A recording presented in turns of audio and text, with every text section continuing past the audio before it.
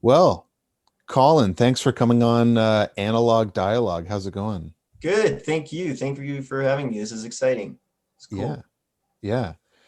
So I guess we'll just start out for people watching who haven't heard of what you do. Could you describe what you do like in the arts industry? Yeah, sure. So I'm a commercial fiction writer right now. That's what I'm doing. I've done lots of acting, and I started up an improv troupe in the past. I've done a bunch of stuff in the multi-faith sort of sector of things, but right now, writing is my jam. And I've written two published books, and I've got a third one that's almost completed and ready to be published. Oh, right on. I didn't realize that there was a third one going too. That's okay. When There's always more stuff with the arts people. We always have more projects, right? exactly, yeah, yeah. When's that third one planned to come out? I have a projected date of August, and that is my safety net. So hopefully, fingers crossed. I'm working on the final edits right now, and then I'm going to be recording audio for the audiobook next week. Nice. Is this in because it's a trilogy that you're working on, right? Yeah, so I have a spy thriller trilogy. Two books are completed in the trilogy, and then I'm starting a new YA urban fantasy series, so completely left wing. So I've got two series with two different audiences, and then I'm gonna once that is released, then I finish the trilogy off, and then the Mm, trilogy will be done, and then I continue on with the series. That's the plan. yeah, Yeah. yeah. So sorry, the one that you have coming out next is the totally different sort Correct. of Yeah, project. Yeah, yeah. yeah. And I hope my spy thriller fans out there aren't upset because I had this one like almost done and ready to go. So it's not like we're being taken away from the last book. So don't worry. Yeah. Excellent, excellent. So can you tell me what your creative process is like? I guess it might vary depending on if it's the spy thriller series or if it's on the YA series that you have going on. So what's your creative process like? Yeah. So there's a few things that writers talk about in the biz, I guess. One thing is people always ask like, where do you get your ideas, right? And writers always say like, I don't know, and it's very true. It's like, they just kind of come to you. You're trying to form a story, and so you come up with ideas. One thing that I Mm, do is that when I have an idea, one thing that I do is I ask myself, what else could that thing be? So if I picture a character, let's say I'm making like a brand new character and I picture them a certain way, I'm like, okay, but could they also be a different way? Like what if they're taller? What if they're actually like way taller than I picture them? Right. Or what if they are oh, I'm making a male protagonist. What if they're actually female? Like how does that change? And then as I ask all those like what if questions, then I start being able to hammer down, oh yeah, that one feels right. Oh yeah, that's actually what I'm trying to get at more. mm, And then sort of so that's one thing when you're forming ideas, that's one thing I find works really well. The other thing, I think this is always a fun question, is whether you're a pantser or an outliner. I don't know if you've ever heard of this before, but with writers, this is like the big conversation, the big debate. Yeah. So basically, there are two kinds of writers. There's either you're an outliner, which means you spend maybe a week, maybe even 2 weeks, and you research and you outline and you write all the scenes and you write what's going to happen in each scene. It's a very organized and diligent way of working. And then there is the opposite of that, which is pantsing, which is you come at the page and like you don't even know if this character is going to make it to the end of the page, and you just write. So famous pantsers are people like George R. R. Martin, where some of his stuff just like goes off the rails, but it also produces some of the best stuff because you're in the moment and you don't know what's going to happen. So you're discovering as the reader discovers, it's a little more authentic. On the other hand, you go off the rails and you can end up in places where oops, I didn't mean to get there, and then you have to backtrack. Outliners are very, very diligent and they know where they're going to be, and each chapter is planned out or whatever. But then people sometimes say, "Oh, I feel like it was kind of like predictable, or it was too organized, and it was too regimented." So there's different techniques. I am a pantser. I pants really hard. I've been learning outlining, and I do a little bit of outlining now. Usually, what I do is I pants a whole bunch of chapters that are completely out of order. This is something that I do that other authors like cringe when they hear this. They get like totally terrified, but I'm like, yeah, I write completely out of order. So the first chapter that I write is chances are it's not the first chapter of the book. mm, okay. Chances are, yeah. So like I wrote the last chapter of my one book, I wrote it, and it was like I wrote it as probably when I still had 25% of the book to finish on other chapters. And usually what ends up happening is I write a whole bunch of stuff in the middle, beginning, end, just swarming around. And then I sit down and I say, okay, how am I going to put all this together? And that is when I do a little bit of outlining, like I sort of lay things out and I'm like, okay, well, I know this needs to happen. I know this needs to happen. I've also written myself into a few holes and like a few issues. And I'm like, oh no, I have to figure these out. But what happens is the process of putting those things together and the process of trying to solve those problems is what makes the book interesting, because Right. you are actually solving the issues that you've set up for yourself. So that's the place where creativity, I feel like, actually happens. And when I'm putting those chapters together, that's the time that I actually feel like I'm writing. The rest of it is just kind of like throwing like spaghetti on a wall and seeing what sticks. So do you think that that like that that sort of leads to a certain genre as well? Like if it's like a mystery, would you sort of have the solution first and then sort of work back? Like I wonder if that just sort of depends on the genre that you're writing. Like if you were Yeah, to write a different style, like do you think that that same sort of process would work? yeah, that's a really good question, especially with mystery. Is that I know that I think it was Agatha Christie didn't know who the murderer was until she wrote the last page or whatever it was when it was revealed, and she made it so that every character could be the murderer. Was like Mm, she said it. I think that's what I've heard. So that's clearly a more pants style in mystery where it could work. But then, of course, you can't do as much of the clever foreshadowing or the just the more finesse sort of stuff. Now, there's a way to cheat all that. So the way that I do it is I'll go back, right? So like I've written all these chapters out of order, so I can very easily rearrange things and go back to my first couple chapters and literally like I feel like I cheat. I feel like I'm just a cheating author when I do this, but I'll like insert a sentence and it like foreshadows something. And then later a reader will be like, "Oh, I read this thing," and like, "Oh yeah, you foreshadowed that really well." I was like, I literally just took the answer from the end and like you know what I mean, just inserted it earlier in a sentence. So yeah. even with pantsing, you can still go back and mess around with some stuff. Yeah. But to answer your question, like I don't know if certain genres are better, or maybe they're. I would love to see the statistics on people that say they're a pantser and then what genre they're in, or say that they're an outliner and see what genre they're in. I have a feeling that people in more imaginative world building, so like fantasy, sci-fi, I have a feeling they would be more outliney people because they Mm, love to draw maps and they love to come up with the languages and the races and you know all that just extra stuff. Whereas spy thriller, I mean, generally it takes place in the real world and you don't have to worry too much about that. mhm. Yeah.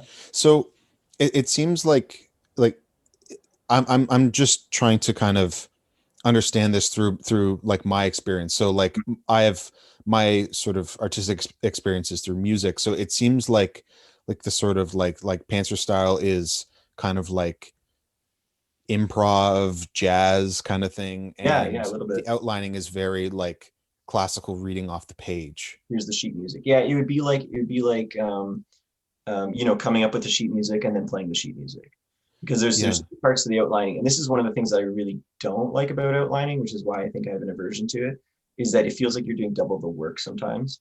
So Mm, people say that the you know I call it the stitching process, which is when I'm putting all my chapters together and I'm rearranging them and I have sticky notes for each chapter and I'm trying to figure out where they all go. People are saying, well, that takes a lot of work. I say, yeah, but it would also take a lot of work if I planned everything and then wrote everything. You're writing it twice, and I don't like that because I feel like you need to have that discovery sort of in that process of the stitching, figuring out where things go. yeah. And what about like in school, like in whether it's like a high school English class or like a college writing, like creative writing class or anything like that? Do these things like do you think that those sort of different methods are taught? Because again, like in my experience, it's always been write the outline first, plan everything, and then write it. But this I wonder if that like for you, does that sort of like halt your creativity? Like because I wonder if like if that's sort of if that's lacking in education, right, then that sort of can cut some of the creativity of some of the writing that happens. Yeah. Yeah, I think so. I don't want to dump too hard on outliners because like I do a little bit of outlining too. And when you're writing an outline, like you get new ideas and you do get amped up. Like you're like, oh, this is gonna be great, you know. So there is something beautiful about outlining as well. I just feel like sometimes my energy is going into the outline instead of the work. And I think in school, one of the places where I learned to sort of pants and do things out of order was really when I was just writing essays and you would research something and I would find something and I'd be like, well, let me just write that page right now. You know, like I've just researched this thing. I have the citation. I've got the argument that I'm going to make. I don't know necessarily how this is going to fit totally in the whole thing, but let me just, you know, and then I would put that in somewhere and I would label that as you know, that's a page, and then I can just work around that. So yeah, and I found that just very effective because then you get your ideas down. It's also great for people who have like anxieties or people who get writer's block or anything like that. Mm. Because the answer to it is just, okay, write something else. It's never, oh, I have to get through this singular thing. Because the number of times I've been stuck on a single word and it's like nobody's got time for that, right? So, you know, okay, just write, like what else have you figured out? Okay, you know that this really cool fight scene is on your mind. Okay, then go write that, like, because that's fun. And everything else, like the worst part is when you're putting it together and you have to write those scenes in between where you're like, oh, he travels here, or like whatever those necessary things. But there's a really great authors out there. I think it was, I don't know, I want to say Danielle Steele. There was this one author who said, yeah, I just don't write that stuff. And I really appreciate that advice too, is that find those areas of in between and just like minimize them. Just, yeah, they're necessary, but you know, we don't need to make it boring. So Yeah, yeah. yeah. What do you do to to boost your creativity? Like do you engage in certain activities or do things that Coffee. calm? That's the easy answer. You know what? Okay, I will say this. A lot of writers, there's this dream that writers have of living in a secluded cabin, and a maid comes and drops off their 3 meals a day at the door. Doesn't even like knock or come in, right? And the writer's just totally, you know, in the zone the whole time. Well, I will tell you that that's a pipe dream because it doesn't work like that, or at least not for me. I don't know any writers that really like, because writers procrastinate. We're the worst for it. And I don't think you can really sit and truly like punch at the keys for 8 hours a day or 10 hours or whatever and actually be consistent in that, right? Like you can do that, but you're going to be in and out and stuff. So it's still really important to talk to people and have conversations. It's still really important to every author out there will tell you the most important thing to do is to read, right? Next to writing, you want to be reading. And you want to read good stuff and bad stuff. You want to read stuff that's in your genre, outside of your genre. So, Mm, so mm, yeah, so reading for sure is one thing that, like, you know, because you read something and you're like, oh, like I want to write now because I'm reading because I'm part of this process, you know, and I'm on the other side. I want to be on the inside. But I yeah. also find talking to people really, and talking to people not just about my work. I mean, yeah, that gets me amped, but just finding out like you know, having a conversation with someone and then, you know, or meeting a new person, you're like, that would make a great character, you know, like you Mm, get these little subconscious pieces that come along. But socializing really helps with that. And a lot of writers don't like to socialize, but I think that they need to. I think you really, really need to, in order to have a more effective, especially if you're writing something like dialogue, like you need to know how people talk, you know. yeah, yeah, So those are some things that I would say for sure. yeah. Oh, also How do one you other sort thing. of Sorry, yeah. doing absolutely nothing. That's also like I don't get bored really, but like if I'm just trying to meditate or just like doing nothing, like ideas will come and it's like, all right, I'm Mm, creative now. You know, like that happens too. Like, or when you're like in the shower or on the toilet, like you're gonna get ideas because you're not using your mind, and then your mind starts running and you get your best ideas. I mean, that's the same for a lot of things. exactly. Yeah. Yeah, and I've heard that before for again to relate it to music. I mean for songwriting or lyric writing. You hear that a lot too. It's like if you meditate or clear your mind or free yourself from distractions, that's when some ideas will come Mhm. for sure. So how do you balance that sort of need to socialize with the sort of need to isolate to then write? Yeah, I wouldn't say I do it well, but but there is like a burnout on both ends. So Mm. I'm an introvert, but I have extroverted tendencies. So I don't know what I am, but whatever. But it's like, when I've been hanging around with people for like a whole day, I can feel myself be like, no, no more of this. And on the other hand, when I've been in front of the computer for 8 hours and I've just been working on my one book or something, it's like, I also get that burnout. So usually there's like an internal ticking timer that is like, and now we're in expiry territory. Like now you have to do the other thing. I feel like that just sort of is signaled Mm. a lot of the time. Yeah. And then how about changing genres and changing styles, right? Yeah. How do you approach doing that? Because like you said at the start of this conversation, like you're doing some YA stuff as well. Like how do you make that transition? Because that feels like Wild, two. right? Yeah. Yeah. Yeah. So I should start by saying, like, I actually don't write the same genres that I read. So I've got like three genres really going on, kind of. So I read sci-fi fantasy. I've read nothing but science fiction for like 10 years, and more recently I've read a bunch of fantasy. So nothing but like sci-fi fantasy for the last 10, maybe even 15 years or whatever it is. Like that's just where I am. I'm just a total nerd about that stuff. But when it came to writing the book came from my dad. It was a collaboration where my dad had said, hey, I've got this idea for a book, can you write it?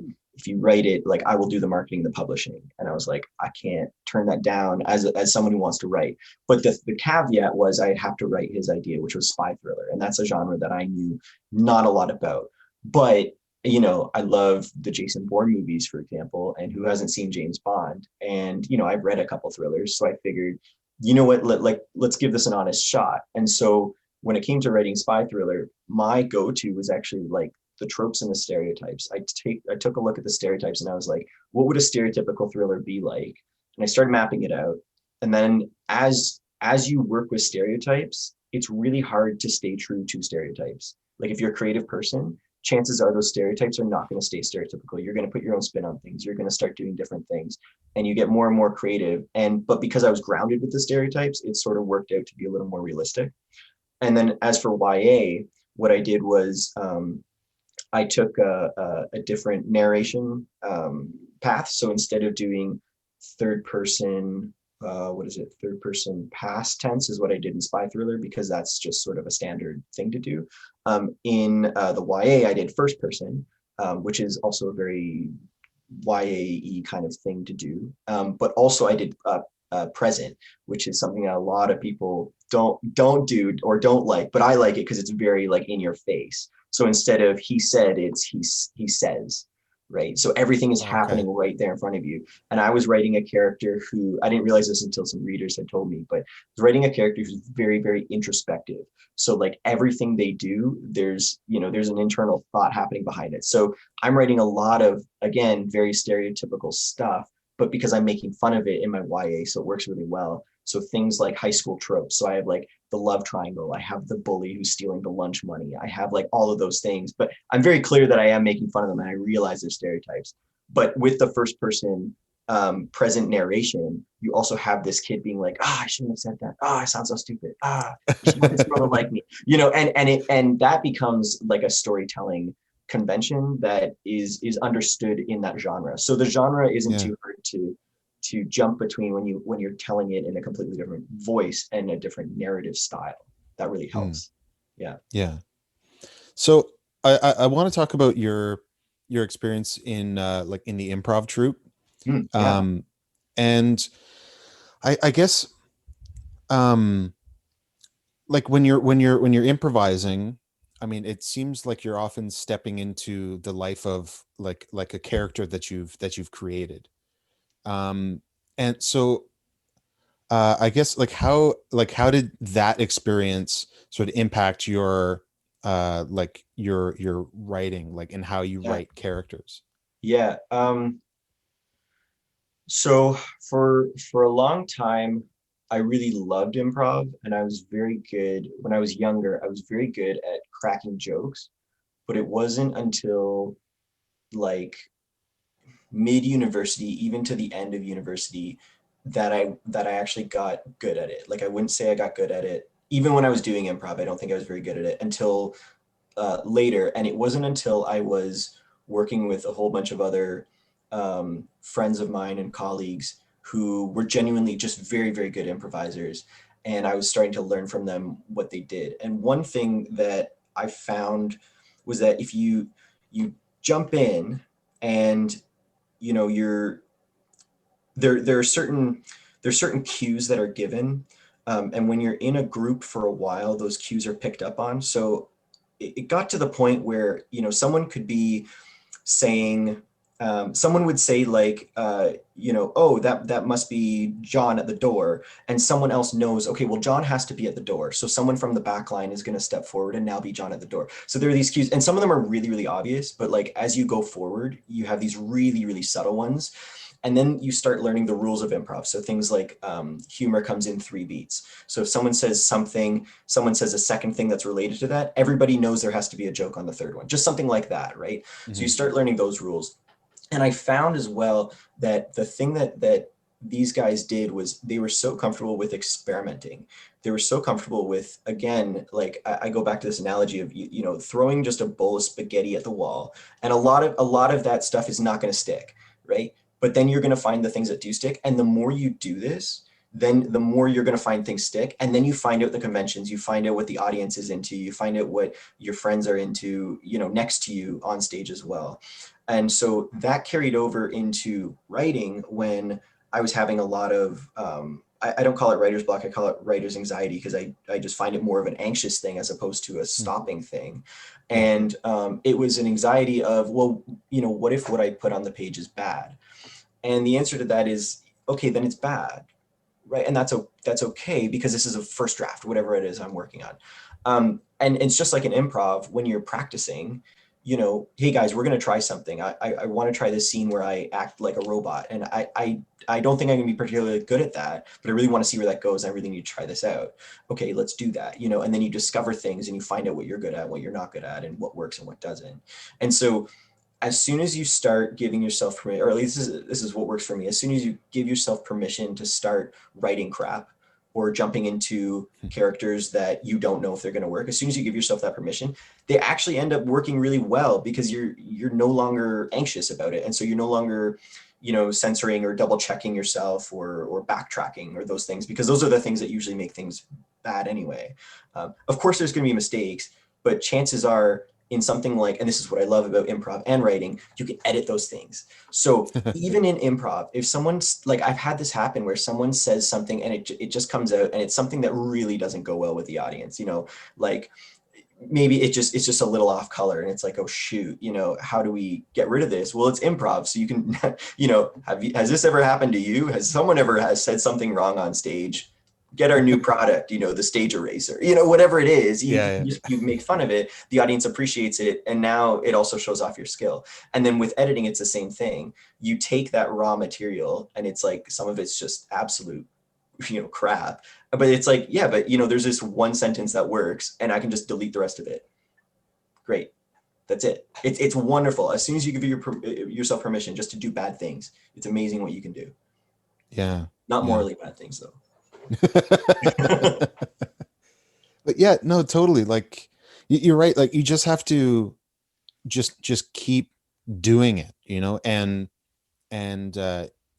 yeah, I mean, especially with what you're doing. Yeah, like you have that ability to go back and edit, and but I guess, does that ever get like, do you ever set any like limitations for yourself, or do you um do you find that causes any problems? Yes. So one thing that I've started to learn a lot more, now that I've written a couple pieces. I learned about like caliber, and this is the same with, so like I was in acting for so many years, like since I was 10 years old or whatever. I've been doing little plays and stuff, and I was always that kid who was like the best, but that first time when you realize that this other kid can sing better than you and is landing the lead and you're not, then you start to learn about caliber. And then you start to learn about okay, this is what that level looks like, and I'm at this slightly lower level, or maybe you are at a higher level, whatever it is. But once you can start doing that, and I know that's kind of frowned upon, like we don't want to, measure up, but I find that it can be really helpful and it can be a positive thing, because when I was writing my spy thriller for the first, this is my first book that I'm going to publish. And I've written, back in high school, I was writing some stuff that, wouldn't be publishable, but, I was writing lots of stuff, lots of words, whatever. But this is the first time that I'm writing something seriously that we're marketing it to people. We are going to try and publish something. And I decided, not that I was going to have a lower caliber, but I decided, like, what are my objectives? My objectives are to tell a cohesive story, something that actually works. Like, that's the first thing. That's actually really hard to do. A lot of people struggle with this. I struggle with this, to tell a story that actually makes sense, that all the parts are together and explains everything, makes you feel okay at the end. That, and not only make it make sense, but make sure that the audience enjoys it, which is also something hard to do. So these basic things. And then the third thing I let myself was, and I can get creative if I want to, but that's the third thing. If it is impeding the first two things, then I'm not allowed to get too creative.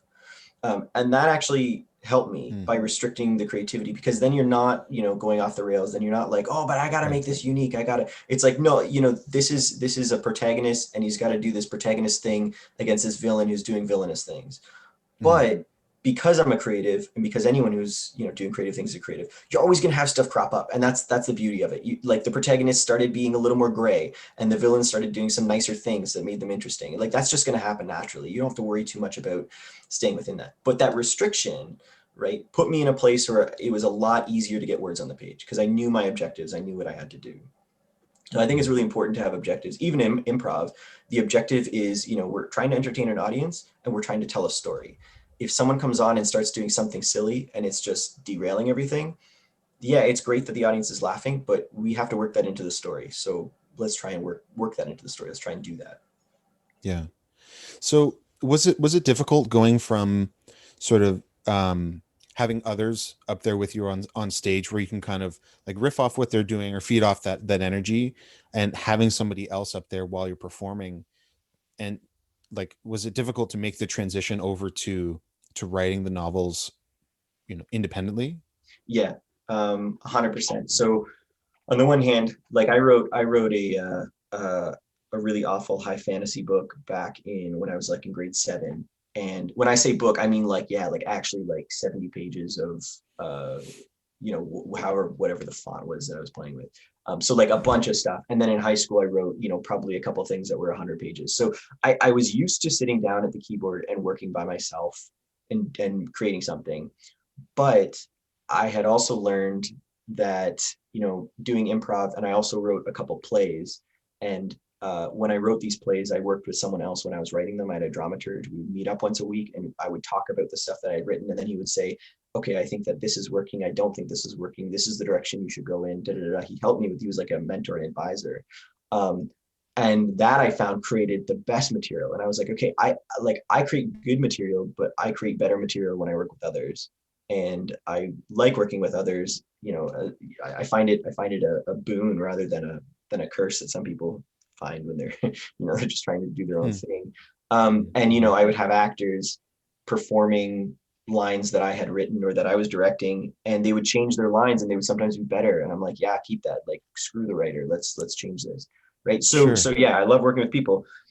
So when I write on my own, I often write on my own, but I usually have someone that I love to talk to over coffee about what I just wrote. Or Sure. yeah, I try not to make it it's a bad habit that some writers have, myself included, where you want to show, like, oh yeah, this is what I wrote, and it's like it's not ready to be shown, and like you still have to edit, and you have to get it to another place where, don't show your raw material. That's what you have to kind of keep. Stephen King talks about keeping the door closed for the first draft, and then the second draft is when you can sort of open the door and you can show people.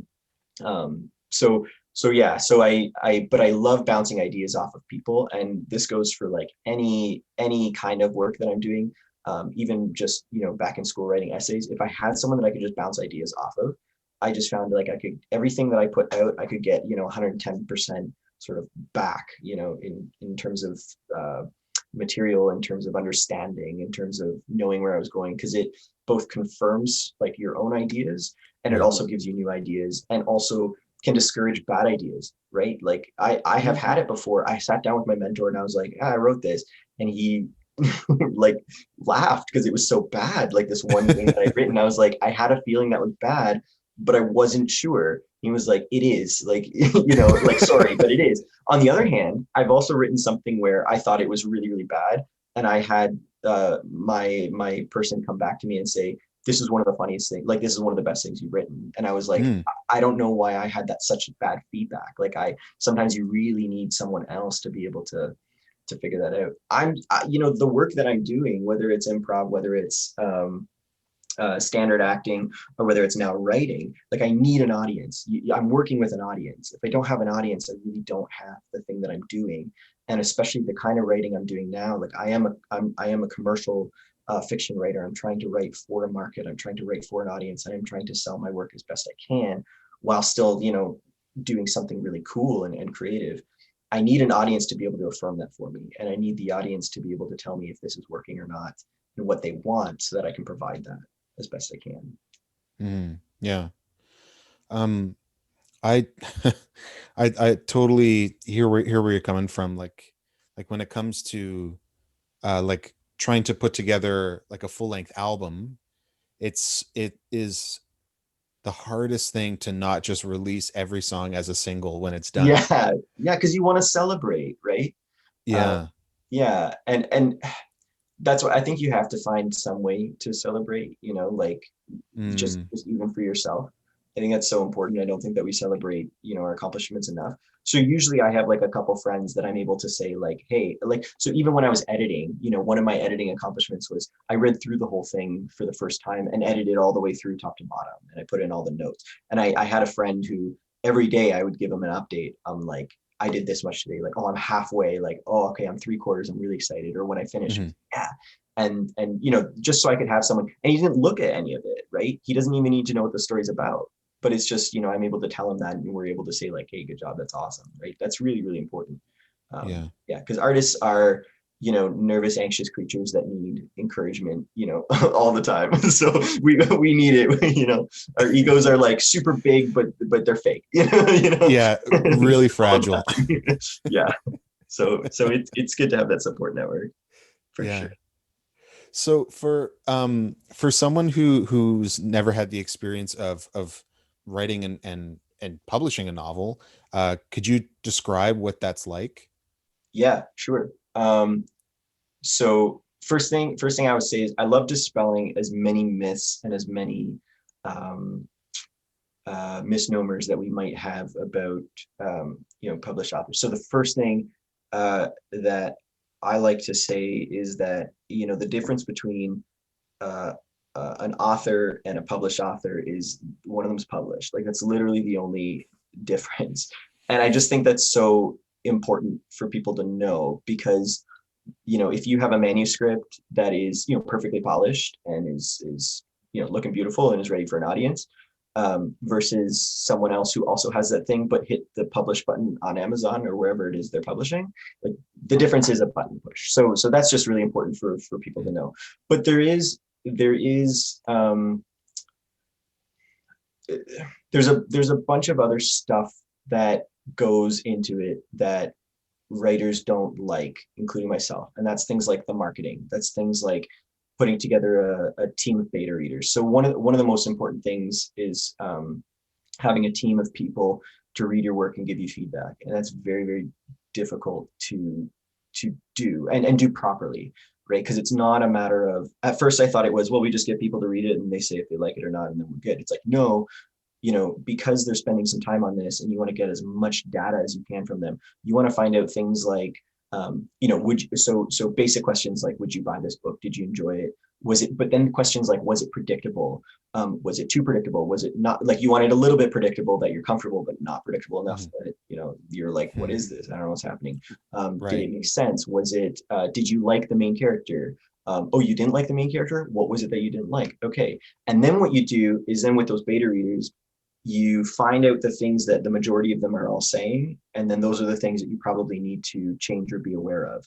So if every single one of your beta readers says, man, this main character is just not cool, like just a mean person, and you as the writer are like, oh, that character's not supposed to be a mean person, then you have some work to do in that particularly. If you have one person that says, hey, I hate your main character, and four other people say, yeah, your main character is great, whatever, then okay, that one person's having a bad day, and that's okay. So when I have my beta readers, I've had a couple people now, and they're friends of mine or they're colleagues of mine that I know how they sort of work and how they think, and I've had them read more than one of my works now, that I sort of can gauge, okay, this person's my more critical person. So if they say something really nasty, I can take that with a grain of salt. Whereas my really kind people, who are the ones who are being like, oh, 5 stars, it was amazing, if they give me criticism, I'm like, I have to change whatever they say, because like I know there's something wrong. So Yeah. that's one thing, is just having, the beta readers, that's part of the publishing process.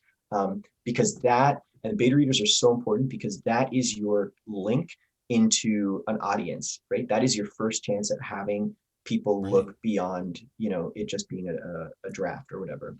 Yeah. So that's one thing that I think is in publishing that people don't necessarily think about right away when they think about writing. The other thing is the marketing, and this is done in so many different ways. For example, Facebook ads or Amazon ads. We have more results with Amazon ads than Facebook ads. Other people have the opposite. So that's a bit of a crapshoot, just trying to figure out, like just experimenting and seeing what works.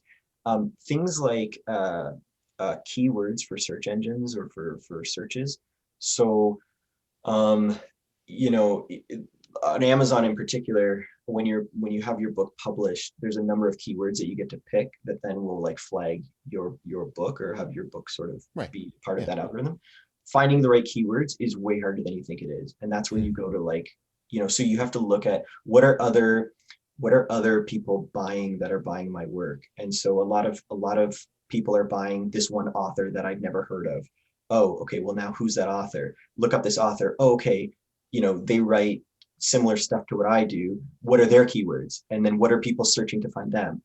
Like things like that. So you're thinking things like thriller or spy thriller, but you might have some really weird words like um, for our books, because they take place in Latin America, Guatemala, Nicaragua. So, we have some of these other search terms that might be more, or things like categories like espionage thriller, or Mm. like I just wouldn't think of, right? That I just Yeah. wouldn't think espionage is the word, but that's what people are sometimes typing in. So things like that. So that takes a little bit of research. Arguably for selling, because when we're getting into publishing and we're talking about selling, um, the most important thing is the cover. There's there was this one person saying kind of depressingly the other day that the most important thing is your cover, second most important thing is your blurb, and the third most important thing is your writing. Like, in terms of selling, that's true. In terms of like creating good work, okay, now we can have a different conversation, a retention, Right. actually keeping those people around.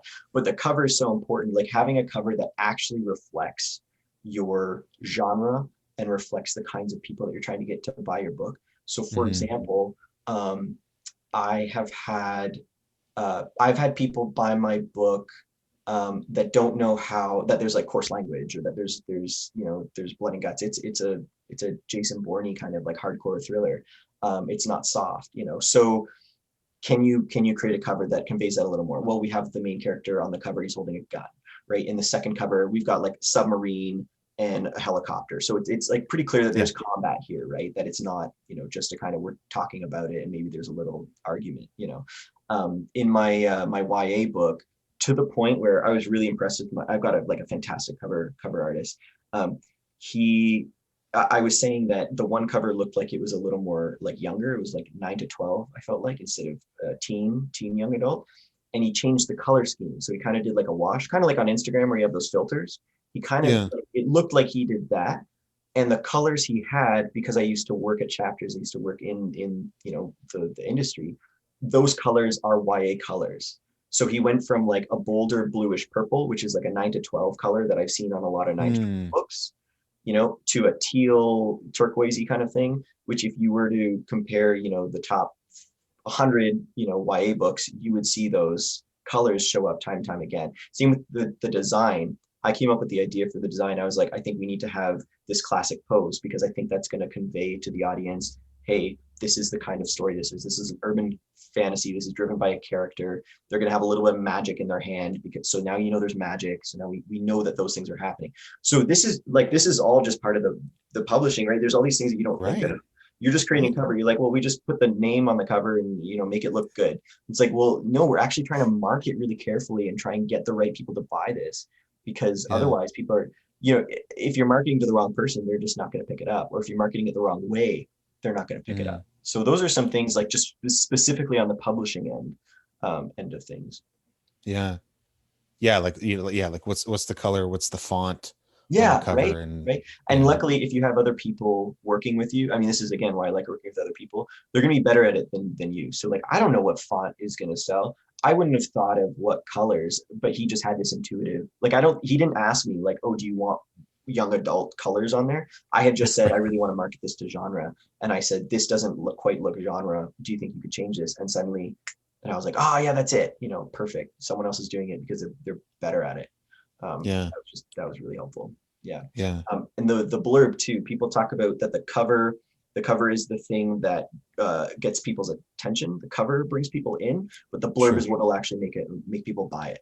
And Mm. that's something that's really really hard. You have to like what you have to do is look at like the top 10 best-selling books in your genre, read all the blurbs, find the things that are working there. Is it short sentences, is it long sentences, is it more description, is it less spoilery, how do you go about that, and then sort of transfer that over into your own work.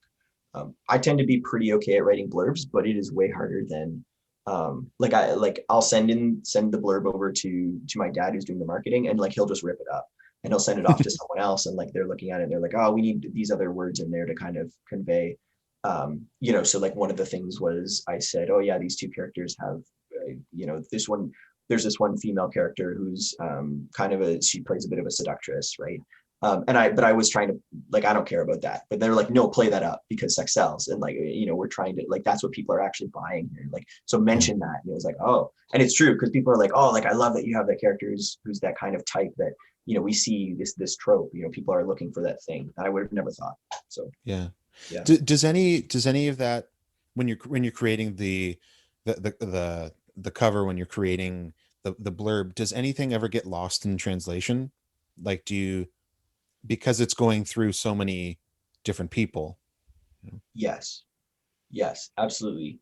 Um, at a certain point, I think you have to ask what you're trying to do, and that's the thing that sort of keeps me on task.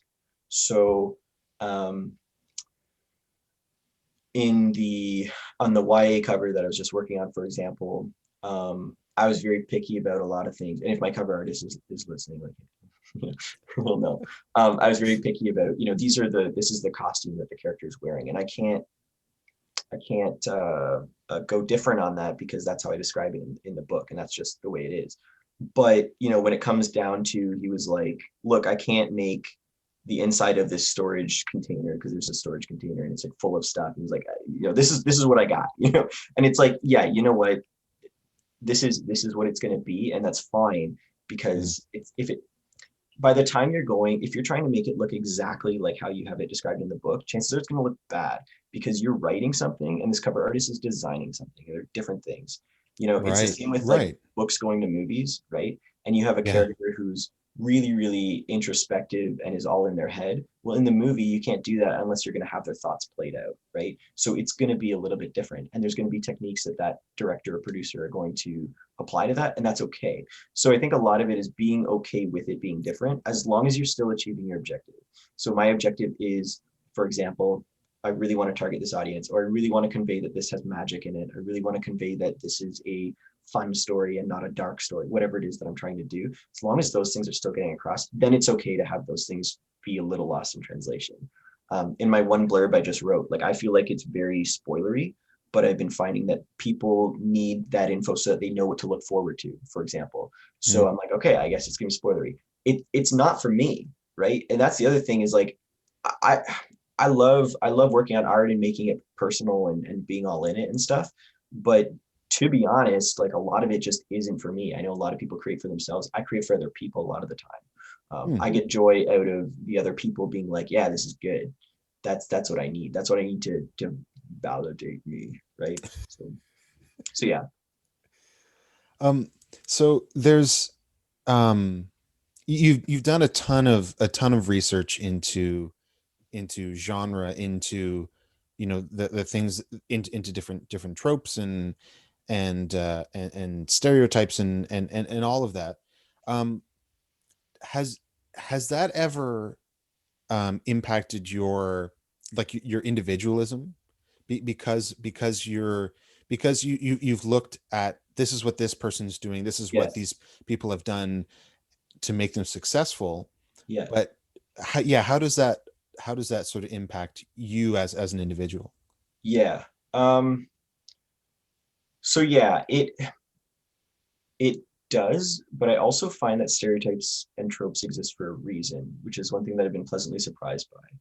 So, so the reason why, in a rom-com we want a happy ending is because like it works a lot of the time. Like a rom-com Mm, just wouldn't work necessarily the same way if it I mean it can, right? And you have different rom-coms that do that. But the reason why stereotypes and tropes exist is because they're things they're like signals. And I don't want to get too like intense here, but if you're going into things like Jungian archetypes, and if you're going into hero with thousand faces or whatever, all that stuff, where it's like, okay, these things come up again and again in the human psychology, and in human storytelling, we keep seeing this wise old man, we keep seeing this mm, warrior hero, or this warrior poet, or whatever it might be. Those things exist because we're desiring those things. We're trying to get to those things. Now, the way that I slap back a little bit is I play with the stereotype, and then I sort of inject my own thing. And the way that I do that in my spy thriller series, I am very uh, the stuff that I'm writing is I'm trying to make it like as realistic as possible in many ways. So I might have a scenario where, yeah, look, this is an action sequence, and yeah, look, it's going to be kind of like over the top James Bond action, but at least I'm not going to have this gun have unlimited bullets, right? And I'm going to keep track if that guy can't reload because he doesn't have another mag to put in there, for example. mhm. Just something like that, I feel like gives it so much more. And now I'm not playing to sort of quote unquote base stereotypes and these Yeah. base story, because it's like, no, because this could actually happen. And I started with the stereotypes, but that doesn't stop things. That doesn't restrict things. But that being said, there is a give and take, right? So there are times where in the book I'm like, well, realistically, I think this character would die by now. How do I get them out of here? And I'm like, okay, well, what is a way that they could get out? Like it'd be a little tough, but what is a way that we could do it? And I just play that way. And what ends up happening is when you're trying to solve those problems, you end up having good writing because you're working so hard to solve Mm, things. You're working so hard to work against the things that you've set up for yourself. So I think maybe that's something that can lend itself more creativity than we think. yeah. Yeah. Hmm. So I guess um just my last question for you, what got you into writing? Like, Oh what man, was there, somebody or something, or what was it? wise mentor took me by the hand and said, "Your true name Lenso, and you must be a writer." No, you know what? When I was little, and this just carries over now. Now I'm 29 now, and it's still the same. But when I was little, I was just like, I thought that this world in general is kind of boring, like just in general. Okay, I think that when scientists talk about like just let's examine this butterfly chrysalis or something, or they're going into atoms or whatever, that's really really cool. There's some really cool stuff in this world. And when I was playing with Lego, I could create really cool things. So there's some cool things in this world, but like 9 times out of 10, anything that's not in this world is just going to be cooler, right? Like in this fantasy world you have dragons. Okay, what's cooler than that? Nothing, right? Like let's get some like Yeah. a sweet fleet of like battle ready spaceships. Like how cool is that? And we don't have that here. So it's like, why would I want to spend like that much time in the real world? Really? Yeah. So I was like, so I really enjoyed consuming that stuff. I really enjoyed being a part of that stuff. But at a certain point, you're like, oh, but I wish it was like this. Actually, I have a different vision for that. I wish that it could be like this. And you're like, how could I do it? And then suddenly you find yourself trying to do it. And that's why it doesn't matter like the industry. Like if I was good at drawing, I would be drawing, right? If I was good at that, I would be doing that. But I'm awful at that. That's why I don't do that. Writing is something that I have a little bit of ability in. So that's the thing that I'm doing, and I'm creating my own stuff. And then it evolves from there, right? Then it goes from, like I wrote my own stuff, and my own stuff was bad, right? And you have people be like, I know that you think this is good, and that's fine if you're writing your own, if you're writing your like single player D&D campaign that you're gonna play by yourself, that's great. But if you want to bring some other people into this, and it's not about compromise, it's just finding like, hey, what else would work? What else would be really good? What else are people, there's this other really cool idea that this other guy pulled off. How did he do that? Oh wow, that's something that I can put in my toolbox, Mm. and then grow from that. And so as I collaborated with more people, as I experienced better things, and as I recognize what was working and what isn't working in my work, and I'm still getting that now. I've just started getting I just started getting some like fan mail. Like once in a while, I'll get someone being like, I read your book, it was really great. I'm like, oh, that's so awesome. Like always makes my day. It's so cool that, I feel like people think that I'm bigger than I am. Like I'm just a dude sitting in his pajamas, like trying to come up with the next book, you know. But I had this one like military guy email me and be like, hey, you got this and this wrong. And I'm like, my bad. Like I've never been in the military. I shot a gun once. Like it was a shotgun. Like I don't know how a Glock works. Like I've never held an AK-47, but I talk about them all the time. So there's still things that I'm learning. There's still things I'm messing up. I mean, super embarrassingly, the other day, this one guy said, I really enjoyed your book, but here's some screenshots of all the errors that I found. Right. And there was like four. One of them was an error where like the guy like takes his mask off, and he does that in the next page as well. Like that's bad. Like that's super embarrassing. That's super awful. But like that's the life, you know. Yeah.